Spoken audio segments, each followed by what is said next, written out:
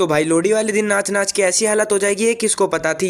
तो जैसा कि आज होती है भाई लोहड़ी, तो आप सभी को भाई हैप्पी लोहड़ी। और भाई मैंने लोहड़ी बोला है, लोहड़ी नहीं, तो कमेंट सेक्शन में कुछ गलत सलत मत बोलने लग जाना। तो अभी हम कर रहे होते हैं यहाँ पे भाई लोहड़ी सेलिब्रेशन, और कमेंट में जरूर बताना कि भाई आपकी लोहड़ी कैसी गई है। फिर लोहड़ी मनाने के बाद हम निकल जाते हैं भाई केक लेने के लिए। अब आप सोचोगे कि भाई केक किसके लिए, तो मेरे भाई का होता है बर्थडे, तो इसलिए हम जा रहे होते हैं अभी भाई केक लेने के लिए। केक की दुकान पे आने के बाद फिर केक पैक कराकर हम निकल जाते हैं भाई घर की तरफ। फिर घर पे आने के बाद हम करवाते हैं भाई केक कटिंग।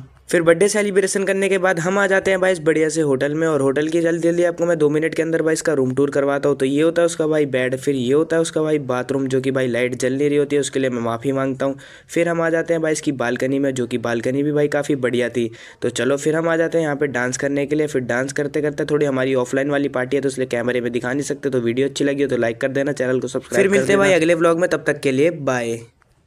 अरे चलना तो उड़ा दो जी,